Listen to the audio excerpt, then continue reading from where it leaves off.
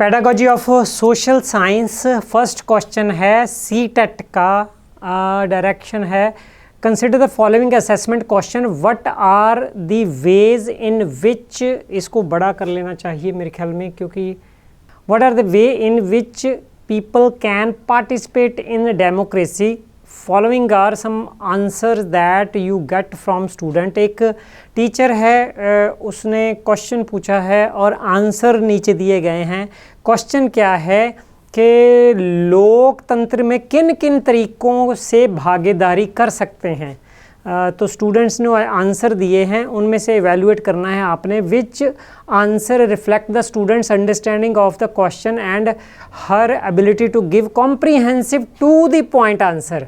एक तो ability comprehensive to the point answer, ये ढूंढना है। फर्स्ट है, बड़ा कर दें इसको, ऐसे ऐसे कर लेते हैं। फर्स्ट है some key elements that influence the working of democratic government are people's participation, resolution of conflict and commitment to equality and justice. तो इसमें पार्टिसिपेशन का आंसर जो है स्पष्ट दिखाई नहीं दे रहा, दैट इज़ वाई इसको अभी रिजेक्ट कर रहे हैं या क्वेश्चन मार्क में रख रहे हैं। दूसरा है वोटिंग, धरना, रैलीज, सोशल मूवमेंट। तो धरना, रैलीज नेगेटिव आस्पेक्ट हैं थोड़े, हाँ डेमोक्रेटिक वे में कर सकते हैं, लेकिन यहाँ पर consider education point of view से नेगेटिव कर रहे हैं, इसको राइट आंसर नहीं मानेंगे। बाय वोटिंग इन इलेक्शन, तो ये टू द पॉइंट है लेकिन कॉम्प्रीहेंसिव नहीं है। नेक्स्ट देखते हैं, in a democracy people participate by voting in election, all governments are elected for fixed period, in India this period is 5 year. तो इसको राइट आंसर लेके चल रहे हैं। एक बात स्पष्ट कर लेनी चाहिए आप सभी को कि अगर सोशल साइंस का पेपर आसान भी आता है लेकिन इतनी लंबी स्टेम्स और इतने लंबे ऑप्शन और इतनी लंबी इंस्ट्रक्शंस हैं कि पढ़ने के लिए आपको 1 मिनट लग जाता है, जो सॉल्व करने के लिए टाइम होता है। दैट इज़ वाई रीजनिंग के लिए टाइम नहीं बचता। स्ट्रेटजी वही अपनानी चाहिए कि मोस्ट डिफ़िकल्ट क्वेश्चन है उसमें गैस वर्क लगा लेना चाहिए और वो बचा हुआ टाइम जो रीजनिंग बेस्ड क्वेश्चन है उस पर लगा लेना चाहिए। लोकतंत्र में लोग चुनाव में मतदान द्वारा भागीदारी करते हैं। तो मतदान वोटिंग वाला जो सेंट्रल आइडिया पार्टिसिपेशन है, तो बाकी पार्टिसिपेशन कुछ नहीं है। अगर आपने अच्छी सरकार चुन ली है ना, that is the best political participation, क्योंकि राम और रावण खड़े होते हैं, आपको राम की पहचान करनी है और उसको वोट देनी है। क्रिटिकल थिंकिंग चाहिए, है ना, राम के गुण कंपेयर करने हैं, वैल्यूज़ कंपेयर करनी है और वोटिंग करनी है। आप अगर ब्लाइंडली करते हो तो आपकी पॉलिटिकल नहीं, वो एक तरह से फुलिश पार्टिसिपेशन हो जाती है। सभी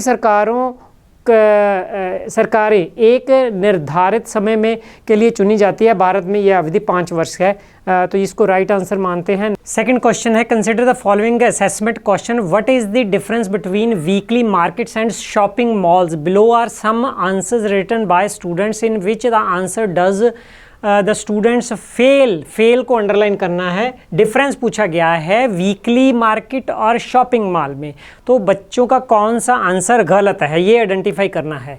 the product sold in weekly markets could be bought at cheap rates whereas only a few people can affordable products sold in shopping mall. इसको दोबारा पढ़ लेना चाहिए हिंदी में। साप्ताहिक बाजार में बिकने वाले सामान सस्ती दरों पर खरीदे जा सकते हैं, जबकि शॉपिंग मॉल में बिकने वाले सामान को केवल कुछ ही लोग वैन ऐसे नहीं है, कुछ ही लोग ये थोड़ा सा क्वेश्चनेबल है यहाँ पर। इसको वहाँ फेल हुए हैं यहाँ बच्चे मान सकते हैं या क्वेश्चन मार्क डालेंगे, लेकिन अगली जो ऑप्शन है उनको पढ़ लेंगे पहले। साप्ताहिक बाजार में स्थायी दुकानें नहीं होती हैं, बिल्कुल ठीक है। शॉपिंग मॉल में दुकान लंबे समय तक, बिल्कुल ठीक है। साप्ताहिक बाजार ग्रामीण व शहरी दोनों क्षेत्रों में लगते हैं। अच्छा, यहाँ आप डाउट में रह सकते हैं कि ग्रामीण क्षेत्र में जो है साप्ताहिक बाज़ार नहीं लगते हैं। मैंने वो गुड़ वाली एक अमिताभ बच्चन की फिल्म थी ना, उसमें साप्ताहिक बाज़ार लगते थे, वहाँ से याद आया। जबकि शॉपिंग मॉल प्रायः शहरी क्षेत्र में होते हैं। तो ये ठीक है, बिल्कुल ठीक है। डिफरेंस ये ठीक है, इसको सही उत्तर नहीं मानेंगे। साप्ताहिक बाज़ार वैसे बाज़ार होते हैं जो सप्ताह में किसी निश्चित दिन लगते हैं, जबकि शॉपिंग मॉल बहुमंजिला इमारतों होती हैं जिनमें भिन्न मंजिलों पर दुकानें होती हैं। तो ठीक है, सबसे कमज़ोर जो थिंकिंग है, फेल हुए हैं बच्चे यहाँ पर, तो इसको राइट आंसर मानेंगे। Next is some student of class 6th question that if the earth is not flat then how are maps showing everything as flat. तो हमें एक तरह बच्चे कह रहे हैं कि हमें मानचित्र दिखाया जाता है जो फ्लैट है, और आप कहते हो, टीचर जी कहते हैं कि वो फ्लैट नहीं है, अंडाकार है, गोल है, तो ये ऐसे क्यों दिखाया जाता है। तो इस प्रश्न को जो इसका आंसर बच्चे ढूंढ पाएँ जो क्वेश्चन पूछा है, उसके लिए एक टीचर क्या कर सकता है। 4 ऑप्शन दिए गए हैं, आपको बेस्ट ढूंढना है। सजीवता के साथ यह दिखाना कि कैसे मानचित्र और ग्लोब हमारी पृथ्वी से मिलते जुलते हैं। ये बेटर इसलिए है क्योंकि अब बच्चों ने क्वेश्चन पूछा है, मानचित्र फ्लैट है, ग्लोब गोल है और मिलते जुलते हैं, इट मीन्स कि वो कंपेयर कर सकते हैं। ये राइट आंसर की तरफ जा रहा है। विद्यार्थियों को मानचित्र दिखाना मीन नोन टू नोन जा रहे हैं। मानचित्र का तो उनको पता है कि ये फ्लैट है, वही दिखा दिया, तो ये बिल्कुल पुअर आंसर हो गया। उन्हें स्वयं ही कारण पता करने के लिए कहना, तो स्वयं कह दिया, ये अच्छी बात है, लेकिन कोई मटेरियल तो देना चाहिए, इसमें कोई मटेरियल नहीं दिया गया। विद्यार्थियों को ग्लोब दिखाना, ये 2 बेस्ट आंसर हैं, लेकिन इसमें कंपैरिजन है, दैट इज़ वाई इसको बेटर आंसर चुना जाएगा। नेक्स्ट है हमारा क्वेश्चन, देखते हैं क्या है। रीड द फॉलोइंग असर्शन है, social science has strong correlation with arts, बिल्कुल ठीक है। Painting, sculpture, prehistoric artefact etcetera represent proof of many domains of social sciences, Hindi में भी साथ में पढ़ लेना चाहिए। सामाजिक विज्ञान एक कला के साथ परस्पर दृढ़ संबंध है, बिल्कुल। चित्रकलाएँ, मूर्ति कलाएँ, प्रोगोतिसिक शिल्प कृतियाँ इत्यादि सामाजिक विज्ञान की कई शाखाओं के प्रमाण को निरूपित करती हैं।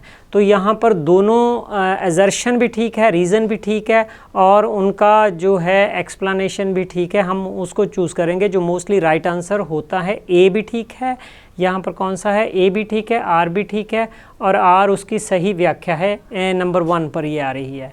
नेक्स्ट क्वेश्चन है हमारे पास सामाजिक, फिर आ गया, हाँ, सामाजिक विज्ञान की प्रकृति साक्ष्य आधारित, अनुभाविक और सत्यापनीय है।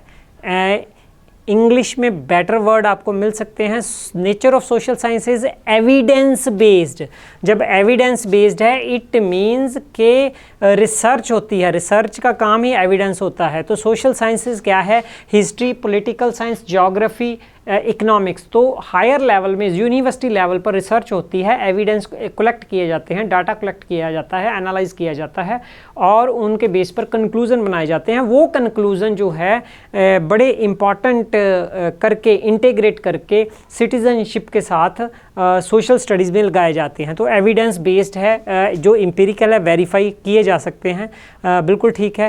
It is study often leads to multiple interpretation of a single event, ये भी बिल्कुल सच है। अब ये देखिए कि ये कैसे सच है। फॉर एग्जांपल कि सेकंड वर्ल्ड वार हुई है, सेकंड वर्ल्ड वार की इंटरप्रिटेशन जो है अमेरिका डिफरेंट ढंग से करेगा, जापान डिफरेंट ढंग से करेगा, इंडिया डिफरेंट ढंग से करेगा। उसी जो वार, जो घटना हुई है, उसके मीनिंग अपने पर्सपेक्टिव से निकाले जाते हैं। That is Y multiple interpretations of a single event, ये भी सत्य है, लेकिन इनमें आपस में कोई रिलेशन दिखाई नहीं देता। That is why A and B true है, लेकिन उसकी क्या क्या है, A is true but B is false, both A and B are false, A is false, both A and B are true. अच्छा, इतना ही है, इससे आगे नहीं है। तो फोर्थ को हम चूज़ करेंगे। यहाँ पर Rosie drew a picture of women as a nurse and man as engineer. तो एक बच्ची है, उसने एक वुमेन को नर्स और इंजीनियर को मैन बनाया है। तो इतने से पता चल रहा है कि स्टीरियोटाइपिंग आ गई है। स्टीरियोटाइपिंग थिंकिंग होती है कि अपना बिलीफ सिस्टम है, जनरलाइजेशन है, कंक्लूजन है रिगार्डिंग मेल्स एंड फीमेल्स कि ये लड़के जो हैं वो इंजीनियर बन सकते हैं, डॉक्टर बन सकते हैं, फीमेल जो नर्स बन सकती है, प्राइमरी टीचर बन सकती है। तो ये बायस्ड जनरलाइजेशन, रॉन्ग जनरलाइजेशन होती है, वो यहाँ डिपिक्ट हो रही है। On asking the reason behind it she replied, तो उसे पूछा गया क्यों, तो women make better nurses because they are more patient, gentle. ये जो है स्टीरियोटाइप के करैक्टरिस्टिक्स हैं कि माना जाता है कि फ़ीमेल जो है सबमिसिव होती है, जल्दी रो पड़ती है, और फीमेल जो है ब्रेव होता है, जल्दी नहीं रोता। तो उसके कुछ गुण हैं जो हमने जोड़े हुए हैं, लेकिन वो रैशनली ठीक नहीं है। Whereas science require a technical mind, है ना, तो टेक्निकल माइंड में मेल को प्रेफर किया जाता है। ये रॉन्ग जनरलाइजेशन है जिसको स्टीरियोटाइप बोलते हैं। Women are not capable of dealing with technical things, ये गलत है। तो इसमें जेंडर स्टीरियोटाइपिंग नॉर्मल जो है आंसर पूछा जाता है, इसमें कोई डिस्क्रिमिनेशन नहीं है। डिस्क्रिमिनेशन होता है कि आप प्रैक्टिस में जब है प्रैक्टिस में भेदभाव कर रहे हो, है ना, ये प्रैक्टिस है। तो यहाँ पर बिलीफ सिस्टम है आपके माइंड में, थिंकिंग में जो है, थिंकिंग में है जो चल रहा है कि ऐसे ये सही होता है, और वो थिंकिंग बायस्ड है। हाँ, तो दैट इज़ वाई स्टीरियोटाइपिंग को राइट आंसर हमने माना है। जेंडर टाइपिंग इंटरनलाइजेशन है कि वो रोल आपने जो है सीख लिए हैं। To familiarise student about the election procedure in India, तो इसको समझने के लिए प्रोसीजर को अंडरलाइन में करूँगा, यहाँ पर करके फिर मिटा दूँगा क्योंकि हमने आगे पढ़ना है। In India which of the one of the following would be the best pedagogical method, आपने क्या सिखाना है विद्यार्थियों को भारत के चुनाव प्रक्रिया के बारे में, प्रक्रिया के स्टेप्स बताने हैं ना। तो इस ऑप्शन को देखना है कि स्टेप्स किसमें सबसे ज़्यादा बच्चे अच्छी तरह से जान सकते हैं। ये बात मैं पहले भी कर चुका हूँ कि जो ट्रांसमिशन है उसको डिस्करेज करना है, ट्रांसमिशन वाला जो आंसर है उसको वीक मानना है, रिजेक्ट करना है, जिसमें वन वे प्रोसेस है, और जहाँ पर self experience, reflection, thinking, comparison, ऐसी बातें हैं। कंस्ट्रक्शन ऑफ नॉलेज है ना, रियल एक्सपीरियंस जिसकी बात होती है उस पर ही रिफ्लेक्ट करना है, तो उसको राइट आंसर ज़्यादा मानना है। विद्यार्थी को उनके पड़ोस में चुनाव संबंधी सर्वे करने के लिए कहना, तो उसमें अगर सर्वे कर रहे हैं तो ये पता चल जाएगा कौन जीतने वाला है, कौन नहीं है ना, क्या प्रॉब्लम आती है, लेकिन स्टेप्स तो नहीं पता चलेंगे, ये रिजेक्ट हो गया। कक्षा में कक्षा प्रतिनिधियों के लिए चुनाव का आयोजन करना, अच्छा ये मॉक पार्लियामेंट की तरह हो गया। आप ये कर सकते हैं कि पहले स्टेप पर 2 जने 3 जने खड़े होते हैं, वो अपने आपको चुने जाने के लिए भाषण देते हैं, वो अपने गुण बताते हैं, वो क्या क्या काम करेंगे, फिर इलेक्शन करवाते हो, ये स्टेप्स हो सकते हैं। डूइंग भी है, रियलिटी के बिल्कुल करीब है। स्थानीय चुनाव के वृत्त चित्रण दर्शन करना, तो ये भी वृत्त चित्रण क्या है, भी डॉक्यूमेंट्री नहीं, ये भी बात नहीं बनी। Inviting an expert for lecture, ये वन वे प्रोसेस हो गई। तो बेस्ट आंसर जो है organising an election in the class for class representatives, right answer इसको लेके चल रहे हैं। नेक्स्ट क्वेश्चन है हमारे पास, the best possible practice for sensitising students toward the life of tribal and nomadic pastoralists would be, इनको आप हिंदी में पढ़ सकते हो, जो आदिवासियों और चलवासी पशुचारियों, चरवाहों के जीवन के प्रति विद्यार्थियों को संवेदनशील बनाने हेतु श्रेष्ठ संभाव्य अभ्यास क्या होगा। तो अब इनमें से आप कौन सा आंसर बेस्ट चुनोगे। स्क्रीनिंग ए मूवी और डॉक्यूमेंट्री ऑन बैकवर्ड्स, एक ये हो गया। लेक्चर एंड सेमिनार, लेक्चर को रिजेक्ट करेंगे। ग्रुप डिस्कशन, अब ग्रुप डिस्कशन बेस्ट क्या क्यों है, क्योंकि ये सोशल कंस्ट्रक्टिविज्म में से आ गया। पहले रीड करना पड़ेगा, नॉलेज कलेक्ट करनी पड़ेगी, फिर शेयर करनी पड़ेगी, इंटर सब्जेक्टिविटी से नॉलेज को क्रिटिकली इवेल्युएट किया जाएगा, है ना। तो इसमें ये बेटर आंसर बन रहा है ऑन ट्राइबल एंड ओके, ये बेटर आंसर बन रहा है। यहाँ सिर्फ मूवी देखी जा रही है, क्रिटिकल एनालिसिस नहीं है, क्रिटिकल थिंकिंग यहाँ यूज़ हो रही है, that is Y group discussion better है। टेक्स्ट बुक भी वन वे प्रोसेस हो गया, तो best answer is group discussion on. हाँ, while students are engaged in a group discussion on use of water, a teacher should use the blackboard in which of the following manner। तो बच्चे group discussion कर रहे हैं water पर, तो क्या आप ब्लैक बोर्ड को कैसे यूज़ करोगे? Arranging responses around concepts, themes and issues, very good. जब यहाँ भी थीम आता है, थीमेटिक एक अप्रोच है पढ़ने की, बढ़ाने की। हिस्ट्री को पढ़ने के लिए दो अप्रोचेज ही बेस्ट मानी जाती है, क्रोनोलॉजिकल, दूसरी थीमेटिक, है ना। तो जो कंस्ट्रक्शन ऑफ नॉलेज है, जहाँ कंस्ट्रक्टिविज्म है, तो वो भी एक थीम को उठाने को कहता है। टॉपिकल अप्रोच में हम टॉपिक पढ़ते हैं, या ये भी चल रहा है, टेट की तैयारी चल रही है, टॉपिक वाइज है, सिलेबस वैसे है वही है। तो जब थीम और कोई प्रॉब्लम को लेते हैं, उसको सॉल्व करने के लिए आप इंटीग्रेटेड अप्रोच है, दूसरे डिसिप्लिन को पढ़ते हो। फॉर एग्जांपल एनवायरनमेंट की प्रॉब्लम लेते हो, तो आपको मैथ भी पढ़ सकता है, इकोनॉमिक्स भी पढ़नी पड़ सकती है, ज्योग्राफी पढ़नी पड़ सकती है, साइंस भी पढ़नी पड़ सकती है। तो ऐसे ये बेटर माना जाता है, दैट इज़ वाई इसको अभी तक जो अच्छा मैं रिस्पॉन्स मान रहा हूँ। Noting responses of students who are considering bright, biasness आ गई, ख़त्म हो गया, ये आंसर रॉन्ग हो गया। Listening to students but not necessary record, ये भी अधूरा हो गया कि सुनना है, लिखना नहीं है बोर्ड पर। बोर्ड इसीलिए है कि आप उसकी समरी ले सको, आप जो विचार है बच्चों के यहाँ नोट कर सको और उस पर बाद में डिस्कशन फर्दर कर सको। रिकॉर्डिंग एवरी वर्ड, वो लिखा नहीं जा सकता, सेड इन दी डिस्कशन, ये पॉसिबल ही नहीं है। ये तीनों ही वीक है, पहले वाला बेस्ट है, ये वाला कि अरेंजिंग रिस्पॉन्सेज अराउंड कंसेप्ट्स, देखो ये इंपॉर्टेंट एस्पेक्ट है कंस्ट्रक्टिविज्म का, थीम्स एंड इश्यूज। नेक्स्ट है a teacher takes student of upper primary classes to district court, है ना। अपर प्राइमरी क्लास को ले गए वो डिस्ट्रिक्ट कोर्ट में। तो after finishing the lesson on criminal justice system, criminal justice system पहले उन्होंने पढ़ाया लेसन, उसके बाद उनको कोर्ट में ले गए अगले दिन। Which of the following objective is are most appropriate, हाँ, to provide experience of the functioning of court and interact with lawyer, judges, staff on the role they play, very good।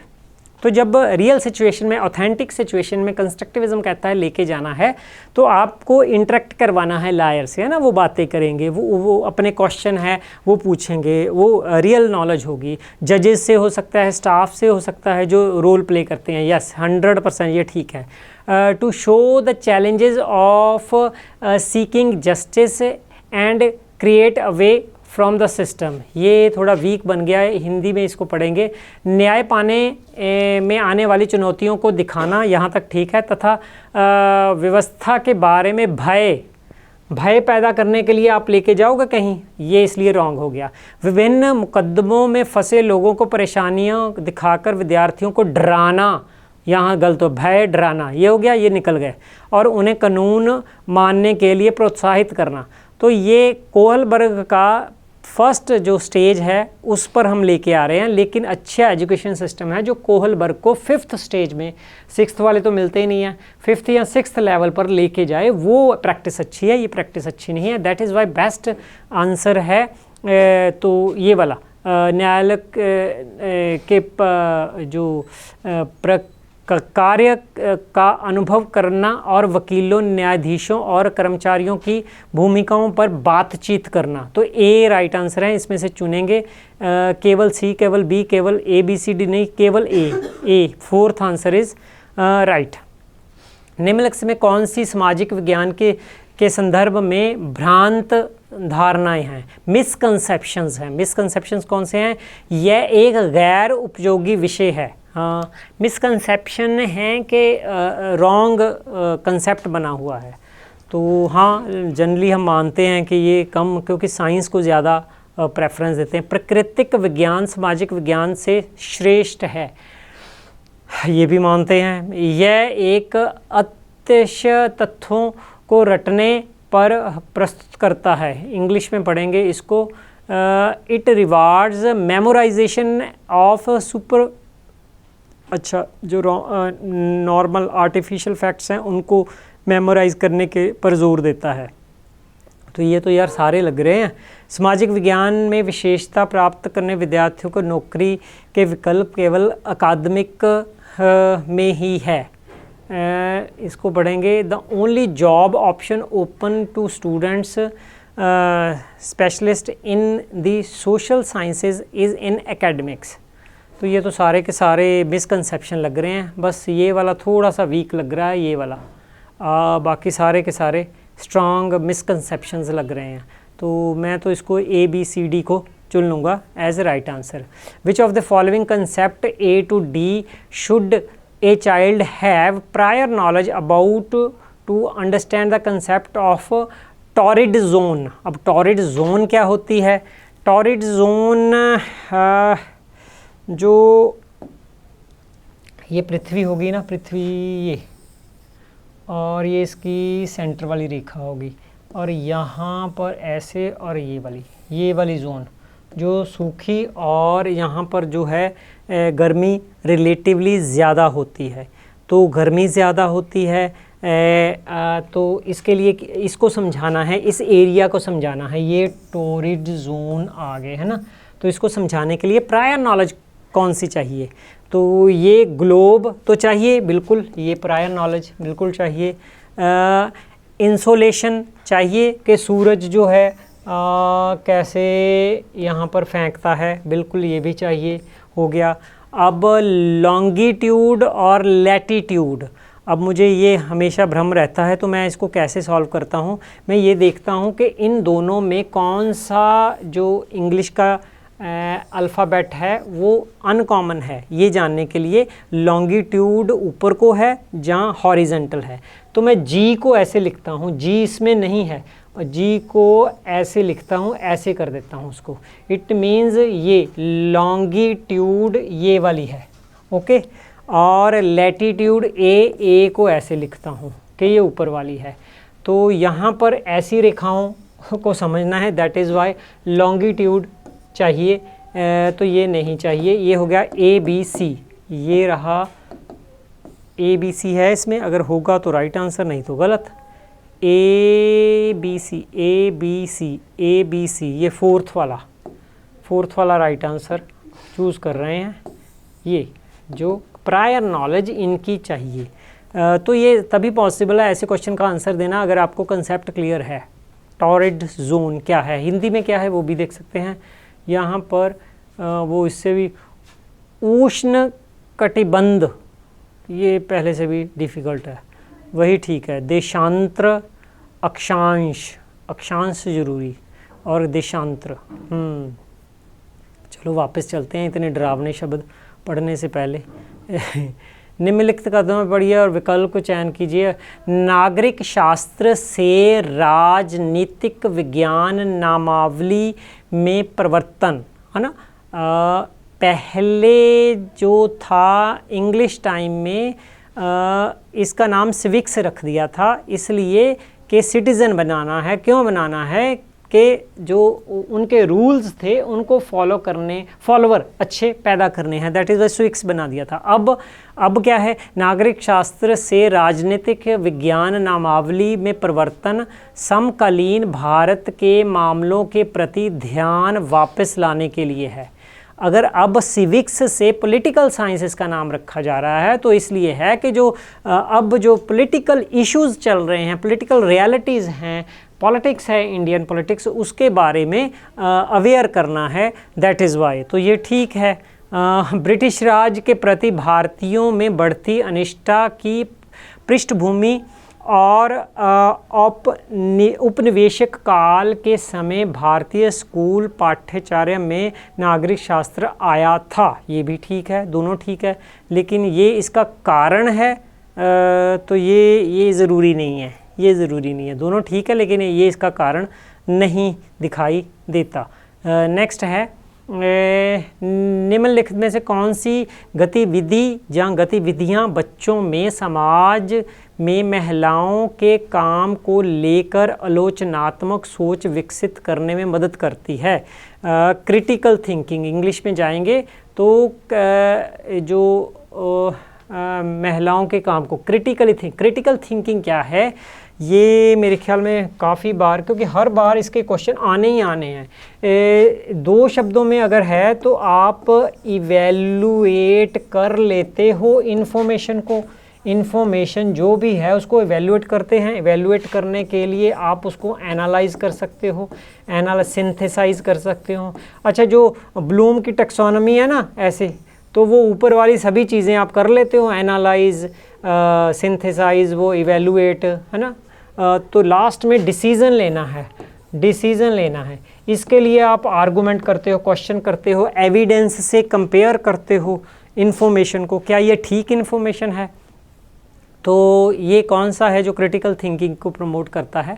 Asking student to write a slogan emphasising the importance of equality between men, सिर्फ लिख दिया, सोचा नहीं ना, that is why इसको reject कर दिया। Asking students to observe how much layer time man and women have respectively, कितना टाइम वो रहते हैं, यहाँ पर पढ़ लें, हाँ, फुर्सत में कितने मिलता है टाइम, और इसके बारे में विचार करना कि ऐसे क्यों है। तो ये इतना गंभीर क्वेश्चन मेरे ख्याल में नहीं है। हाँ, ये आपको भ्रम में डाल सकता है कि ये जो है वाई वाला है ना, यहाँ से राइट आंसर की तरफ ये क्रिटिकल थिंकिंग की तरफ जा सकता है। Think about why that is so. तो आपने कोई इन्फॉर्मेशन लेनी है, कलेक्ट करनी है, उसको कंपेयर करना है, लेकिन ये इन्फॉर्मेशन राइट है, रॉन्ग है, ऐसा कुछ नहीं पूछा गया। दैट इज़ वाई ये वीक चल रहा है। शोइंग दैम डाटा रिगार्डिंग, अब देखिए कि उनको डाटा दिया गया है। मैंने क्या कहा था कि इन्फॉर्मेशन को इवेल्युएट करना। यहाँ पर मैंने क्या जो है बनाई, ये रहा, इवेल्युएटिंग इन्फॉर्मेशन में मीन क्रिटिकल थिंकिंग।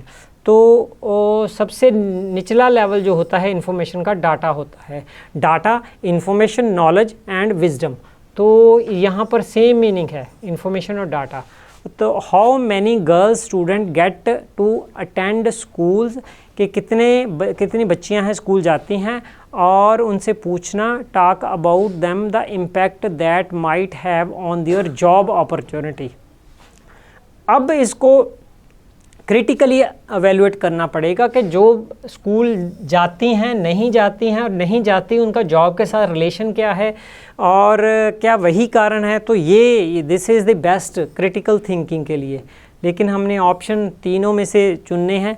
अगर सी, ये वाला सी है ना, अगर सी अकेला हुआ तो उसको प्रेफर करेंगे, ओनली सी है तो इसको प्रेफर कर रहे हैं as a right answer. While taking a class on the topic of government, which of the following question can you pose the student to encourage both social awareness and critical thinking. देखिए कितने question critical thinking पर आ रहे हैं। First है, list out 3 differences between monarchy and democratic government. So list ही बनानी है। Critical thinking इसमें क्या हुई, कोई इन्फॉर्मेशन को एवेल्युएट नहीं ना कर रहे। What are the features of democratic government, तो इसमें भी कुछ एवेल्युएट नहीं कर रहे। वी सा हाउ द ये पढ़ेंगे, जो महामारी है, जो कोविड था, उसके संदर्भ में ये हो सकता है।